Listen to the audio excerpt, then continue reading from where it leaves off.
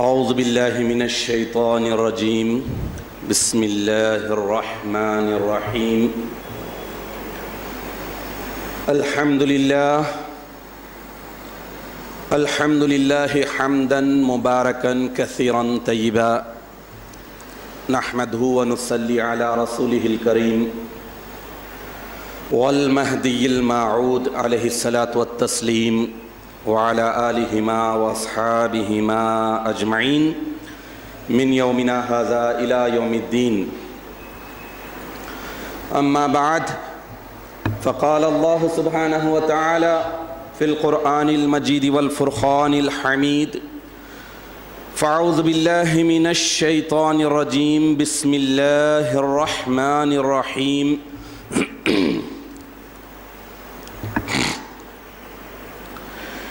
يا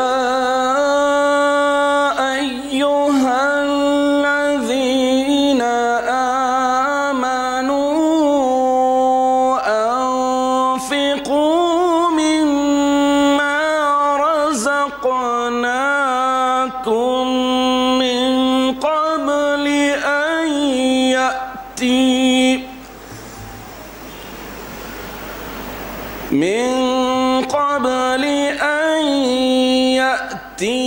يوم لا بيع فيه ولا خلة ولا شفاعة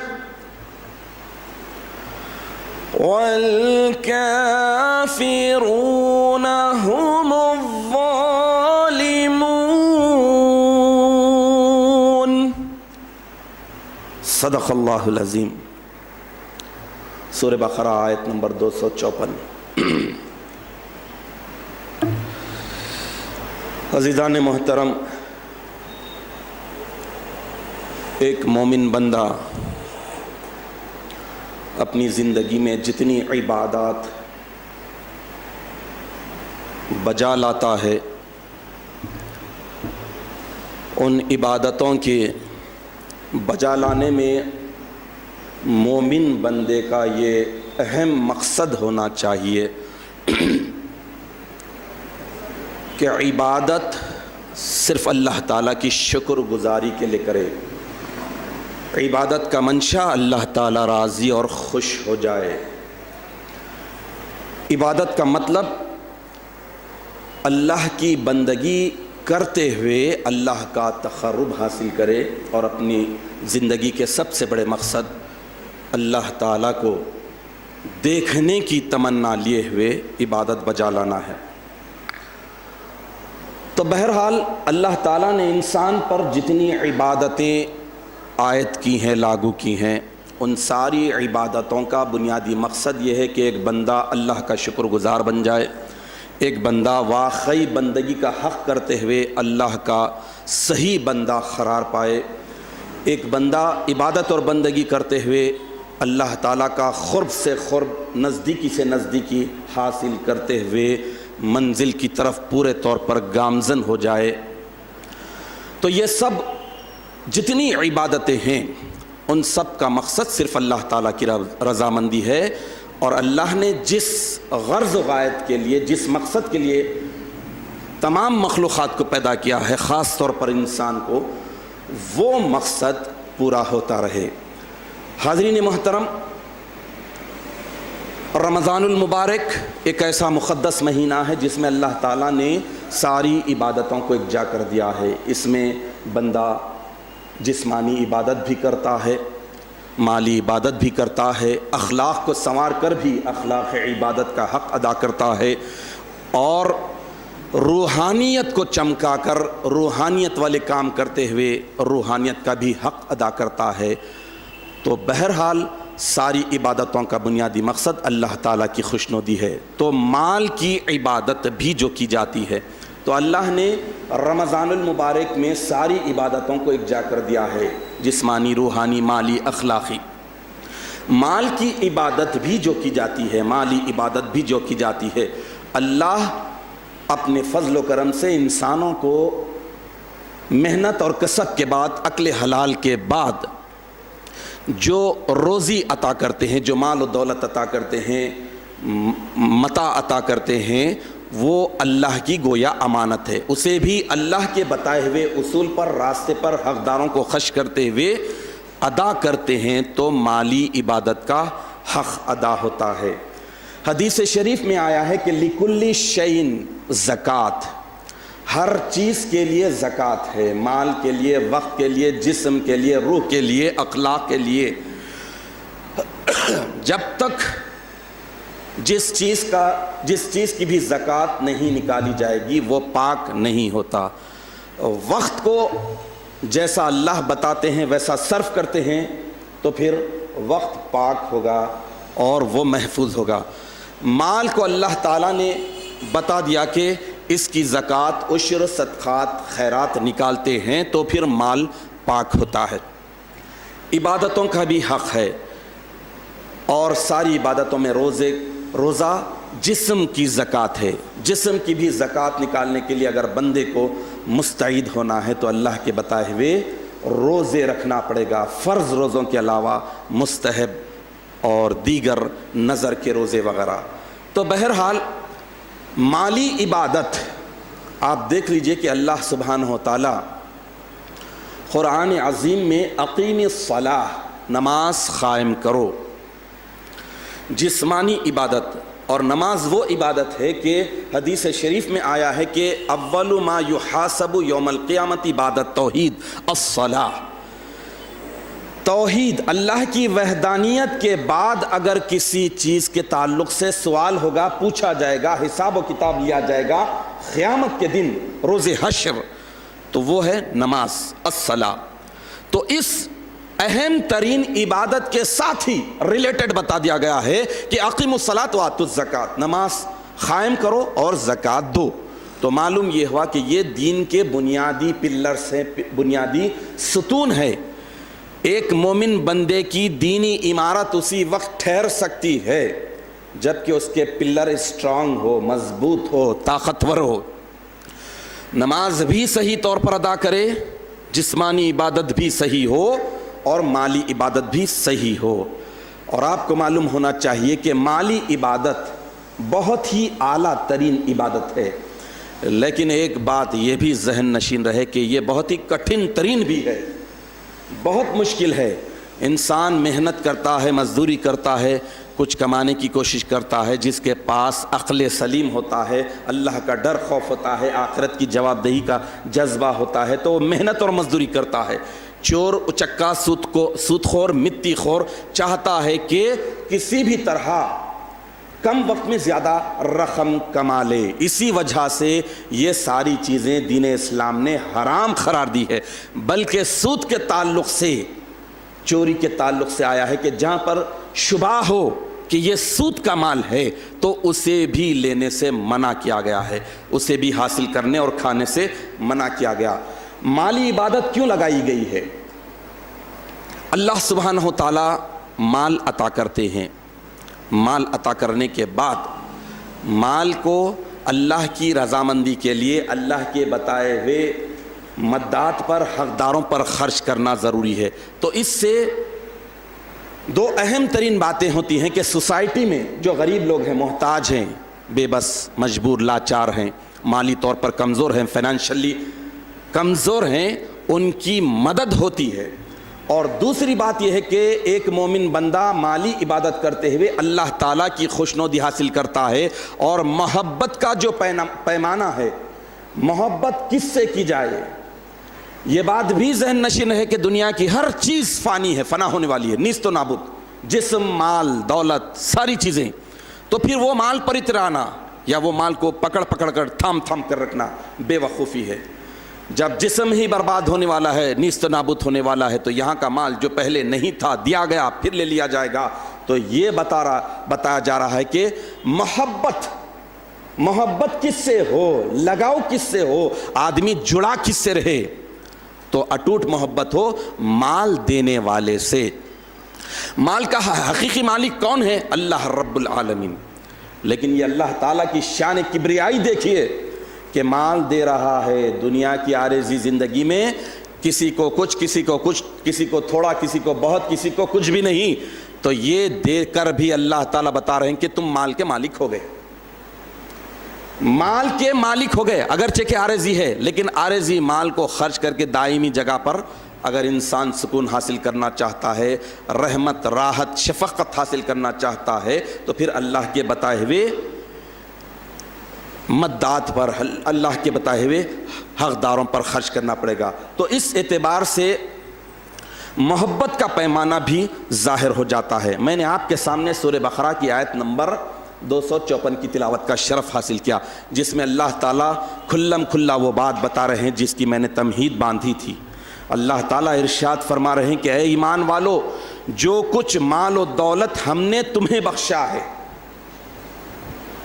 کوئی ماں پیٹ سے دولت لے کر نہیں آتا، اگر وراثت میں بھی ملتا ہے تو جس کو جتنا حصہ ملنا ہے اتنا ہی ملتا ہے۔ تو اللہ تعالیٰ ارشاد فرما رہے ہیں کہ اے ایمان والو، جو کچھ مال و دولت ہم نے تمہیں بخشا ہے اس میں سے ہماری راہ میں خرچ کرو، اس دن کے آ جانے سے پہلے جس میں تجارت، خرید و فروخت نہ ہوگی، اور نہ ہی دوستی کام آئے گی، اور نہ ہی کسی کی سفارش اور ریکمنڈ فائدہ پہنچائے گا، اور دراصل کفار ہی اپنے اوپر ظلم ڈھانے والے ہیں۔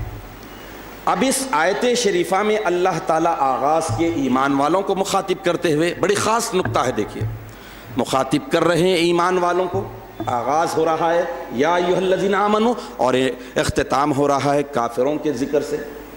تو معلوم یہ ہوا کہ مالی عبادت بہت بڑی عبادت ہے، اعلیٰ ترین عبادت ہے۔ اللہ جو بتا رہے ہیں کہ ہم جو مال کا مالک بنا کر تمہیں جو بخشے ہیں اس میں سے ہماری راہ میں خرچ کرو۔ ہماری راہ میں خرچ کرنا ایمان ہے، اور اللہ کی راہ کے علاوہ شیطانی راہ میں اپنے نفسانی خواہشات کی تکمیل میں خرچ کرنا گویا کفر ہے۔ تو ایک ہی آیت میں اللہ تعالیٰ سکے کے دونوں رخ کو بتا رہے ہیں۔ تو اب اس سے یہ بات معلوم ہوتی ہے کہ اللہ کی راہ میں خرچ کرنا۔ حاضرین محترم، رمضان المبارک کے مہینے کے آغاز سے پہلے ہی جب شعبان المعظم کا آخری دن تھا، اللہ کے رسول صلی اللہ تعالیٰ علیہ وسلم ایک بہت ہی مشہور خطبہ بیان فرمائے تھے، جو حضرت سلمان فارسی رضی اللہ تعالیٰ عنہ سے مروی کتب احادیث میں درج ہے۔ اس میں ساری تفصیل کے ساتھ رمضان المبارک کی فضیلتوں کو، برکتوں کو، عبادتوں کو ایک ہی حدیث شریف میں بتا دیا گیا۔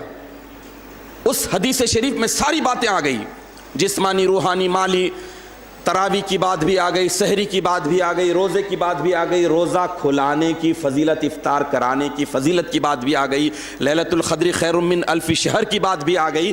اسی میں اللہ کے رسول صلی اللہ تعالیٰ علیہ وسلم ارشاد فرماتے ہیں کہ وَهُوَ شَهْرٌ مُوَاسَات، وہ رمضان المبارک کا مہینہ ایسا مہینہ ہے جس میں آپسی ہمدردی، خیر خواہی، بے خواہی، مالی مدد کرنے کا مہینہ ہے۔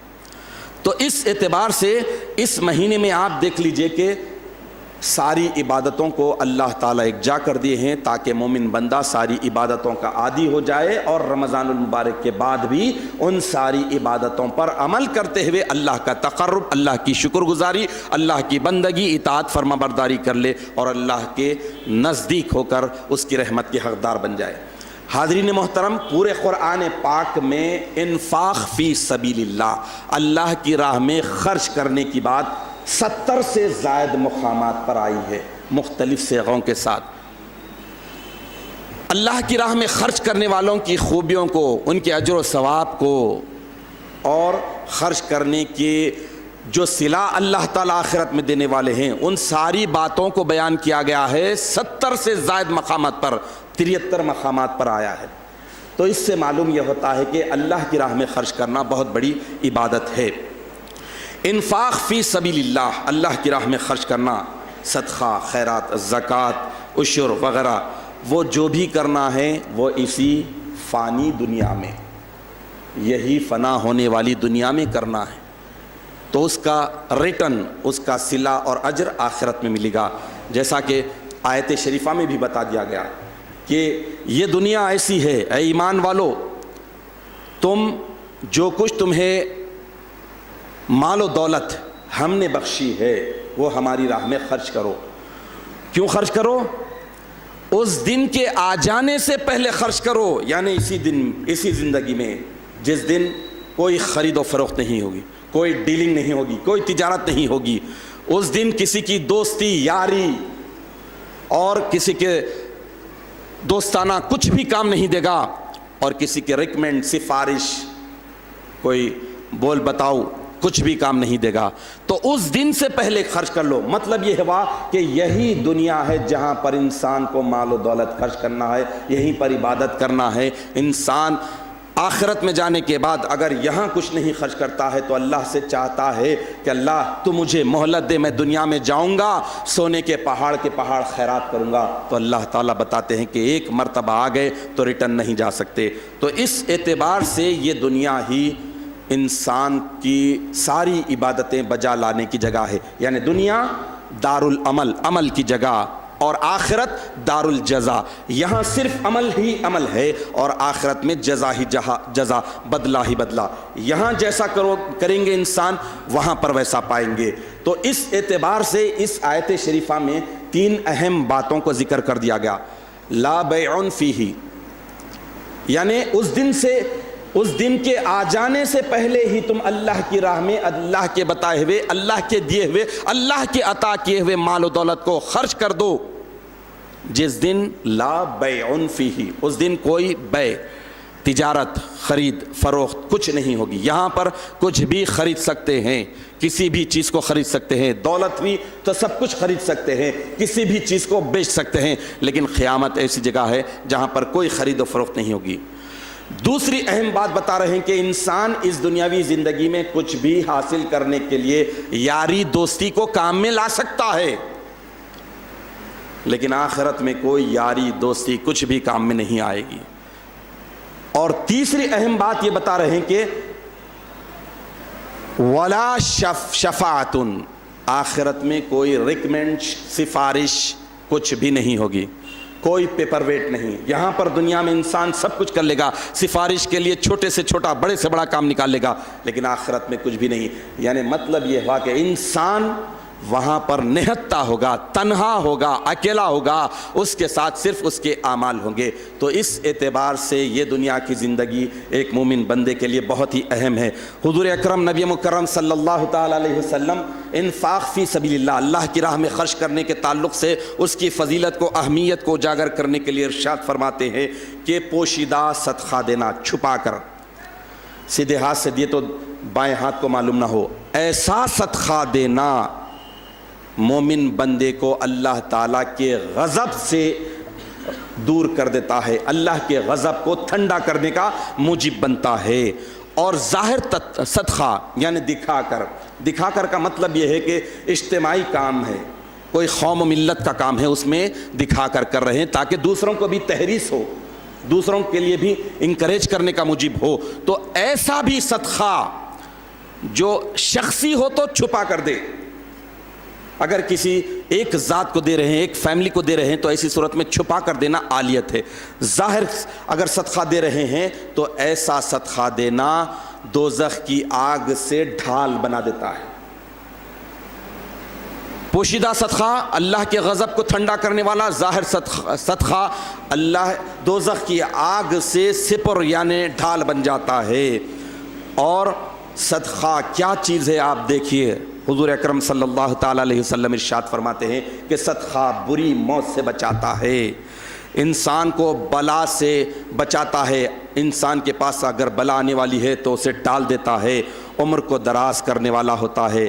پھر اس کے بعد اللہ کے رسول صلی اللہ تعالی علیہ وسلم ارشاد فرماتے ہیں کہ اگر کوئی بندہ صدقہ دیتا ہے، خیرات کرتا ہے، مال نکالتا ہے تو ایسی صورت میں اس کا مال ہرگز کم نہیں ہوتا۔ تابع رسول اللہ حضرت مہدی موعود علیہ الصلوۃ والتسلیم ارشاد فرماتے ہیں کہ جو مال کا طالب ہے، جو مال کو طلب کرنے والا ہے، وہ خدا کا طالب نہیں ہوتا، اور جو خدا کا طلب کرنے والا ہوتا ہے وہ مال کا طلبگار نہیں ہوتا۔ تو مطلب یہ ہے کہ جب انسان اگر خدا کا طالب بن جائے، اللہ کو چاہنے والا ہو جائے، اللہ کو پالے، یعنی مین خزانے کے خزانچی کی، ماسٹر کی جس کے پاس اگر ہو جائے تو پھر سمجھیے کہ یہ مال و دولت کی کیا حیثیت رہے گی۔ تو اللہ رب العزت کی خوشنودی، اللہ رب العزت کی रज़ामंदी इंसान को सबसे बड़ी दौलत समझनी चाहिए। इस एतबार से रमज़ानुल मुबारक ये ऐसा मुक़द्दस महीना है, हर कोई खर्च करता है, हर कोई माल देता है, माल लेता है। तो सबसे बड़ी बात यह है कि सारी इबादतों में जिस तरह ये बताया गया है कि हर इबादत की कबूलियत की अहम वजह है इखलास, दिल की पाकी, दिल की सफाई। इबादत बजा लाना कोई कमाल की बात नहीं है, बल्कि इबादत को उसके आदाब और शराइत के साथ बजा लाना ये कमाल की बात है। तो माली इबादत, जिस्मानी इबादत सब आसानी के साथ करते हैं, लेकिन माली इबादत बहुत कठिन है। इंसान हमेशा ये देखता है कि इनकमिंग आने दीजिए, आन दीजिए, आन दीजिए। उसकी फितरत होती है आन दो, आन दो, थोड़ा आया और आन दो, बहुत आया बहुत आन दो, बहुत ज़्यादा आन दो। तो इंसान उसके बाद जब खर्च करने जाता है तो पॉकेट पर देखता है, कैलकुलेटर लेकर बैठ जाता है, हिसाब व किताब करता है। अल्लाह सुब्हानहु व तआला सबसे बड़ा गनी और इंसान सबसे बड़े फ़कीर, लाचार, बेबस, लेकिन अल्लाह सुब्हानहु व तआला अपने ख़जानों से दे रहे हैं। अल्लाह ये बता रहे हैं कि हम दे रहे हैं, हमने जो कुछ तुम्हें बख्शा है उसमें से खर्च करो, तुम अपनी जगह से नहीं, बल्कि हम जो बख्शे हैं तो उसमें से भी खर्चने के लिए इंसान देखता है, हिसाब व किताब लगाता है। थोड़ा खर्चूँ या थोड़े में बहुत सारों को दूँ, माल चीप से चीप लूँ, कैसे दूँ, दिखा कर दूँ, ये इस किस्म की फीलिंग उसमें आ जाती है। उसके बाद देने वाला ये समझता है कि मैं दे रहा हूँ, लिहाजा लेने वाला मेरा मुती फरमा बरदार रहे, मेरे एहसानात तले दबा रहे। लेकिन आपको मालूम होना चाहिए कि दीन इस्लाम में देने वाला अपने आप को खुशनसीब समझे कि अल्लाह ने उसे तौफीक दिया, लेने वाला तो अपने मुक़द्दर का ले रहा है, वो अपना हक ले रहा है, किसी से मांग नहीं रहा है। इसलिए मांगना और सवाल करना इस्लाम में हराम है। देने वाला अपनी खुशकिस्मती पर नाज करे कि अल्लाह सुब्हानहु व तआला उसके दर पर किसी को भेजा है, या अल्लाह ने उसे तौफीक दी है और वो उठकर कदम आगे बढ़ा रहा है और किसी को दे रहा है, तब ही कहीं वो इबादत होती है। हाज़रीन मोहतरम, शैतान हमेशा इंसान को बुराई के रास्ते पर लाता है। अल्लाह सुब्हानहु व तआला ये बता रहे हैं कि हमारी पसंद के राह पर खर्च करो। हम जिन चीज़ों को, जिन बंदों को, जिन हकदारों को पसंद करते हैं उन्हें दियो, लेकिन नफ्स कहता है कि उन्हें मत दियो, शैतान रोकता है कि उन्हें मत दो। अगर तुम इस पैसे को रोटेशन में लाते हैं तो तुम्हारा कारोबार बढ़ेगा। लेकिन आपको मालूम होना चाहिए कि अगर सही कारोबारी है, सही ताजिर है, तो वो ये समझेगा कि जो माल आखिरत में काम देने वाला है, हकीकत में वही माल और दौलत बाकी रहने वाली होती है। और अगर इंसान को आखिरत में फ़ायदा नहीं पहुंचा रहा है तो वो माल उसके गले में अजदहा बन के आ जाने वाला है। तो इस तरह शैतान किस लिए डराता है? सूरह बकरा ही की आयत नंबर 268 में है, अल्लाह ताला इरशाद फरमाते हैं कि अश-शैतानु यईदुकुमुल फ़क़्र व यअमुरुकुम बिल फ़हशा। बेशक शैतान तुम्हें फ़ख्र फ़ाखे से डराता है, तंगदस्ती से डराता है और बुराई का हुक्म देता है। वल्लाहु यईदुकुम मग़फ़िरतुम मिन्ह, और अल्लाह सुब्हानहु व तआला तुम्हें मग़फ़िरत की तरफ, बख्शिश की तरफ बुलाते हैं, व फ़ज़ला, और फ़ज़ल की तरफ। वल्लाहु वासिउन अलीम, बेशक अल्लाह उसअत वाले और जानने वाले हैं। तो इस एतबार से देखिए कि शैतान बहरहाल इंसान को डराता है। और माली इबादत, क़यामत की निशानियों में से एक निशानी यह है कि आखिरी ज़माने में माल और दौलत की इतनी फरावानी हो जाएगी, इतनी फरावानी हो जाएगी कि ग़ुलाम बांदी इनके पास माल के अंबार हो जाएंगे। और आज आप देख लीजिए, करीब कम से कम गल्फ़ और यूरोप में तो ये सूरत हाल है कि वहाँ के बांदी और ग़ुलाम के पास, काम करने वालों के पास, मामूली लोगों के पास बैंक बैलेंस है, क्रेडिट कार्ड है, ये सारी चीज़ें हैं।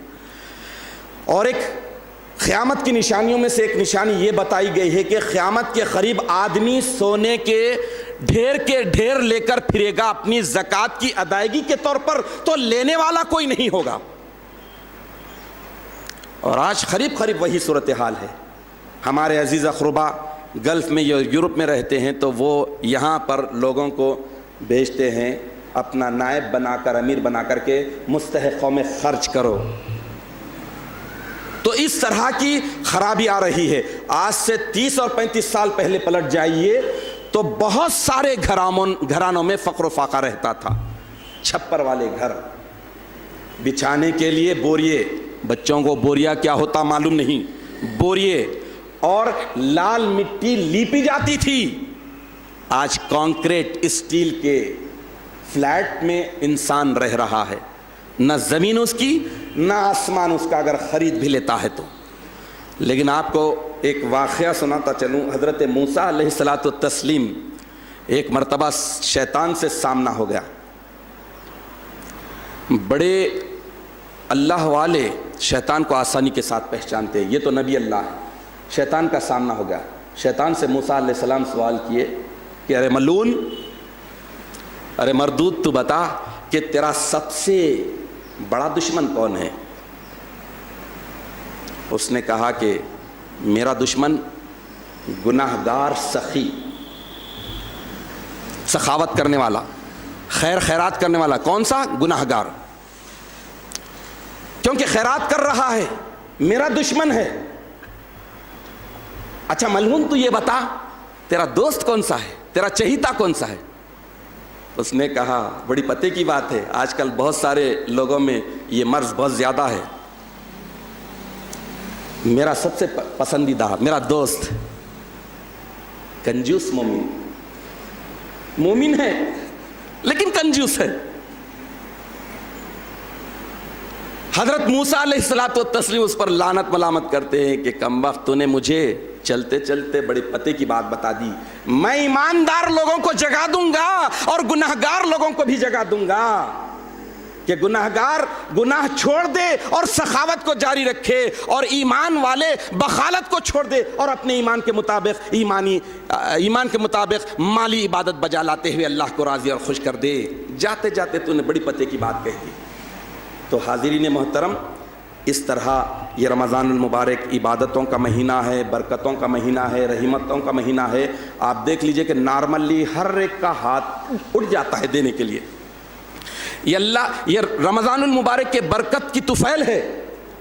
نہ دینے والا بھی کچھ کچھ تو بھی دیتا ہے، تھوڑا تھوڑا تو بھی دیتا ہے، لیکن آپ کو معلوم ہونا چاہیے بہت بہت دینا چاہیے، کیونکہ اس ماہ مقدس میں کوئی معمولی نیکی کرتا ہے تو اللہ سبحانہ وتعالیٰ 70 سے لے کر 700 گنا تک، 700 ٹائمز تک فائدہ دیتے ہیں، اور ایک فرض ادا کرتے ہیں تو 70 فرائض کا اجر و ثواب عطا کرتے ہیں۔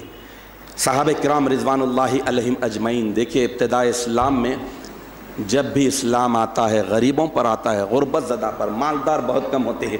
صحابہ کرام رضوان اللہ علیہم اجمعین جن کے پاس کچھ بھی نہیں تھا، اللہ کی راہ میں کچھ نہ کچھ خرچ کرنے کے لیے بے قرار رہتے تھے، متمنی رہتے تھے۔ چنانچہ جب زکوٰۃ کی فرضیت کا حکم جاری ہو گیا تو صحابہ کرام رضوان اللہ علیہم اجمعین جو غریب تھے، نادار تھے، حضور اکرم صلی اللہ تعالیٰ علیہ وسلم کی خدمت اقدس میں آئے۔ انہوں نے معروضہ کیا کہ یا رسول اللہ، جو صاحب نصاب نہیں ہے، جن پر زکوٰۃ فرض نہیں ہے، وہ کیا کرے؟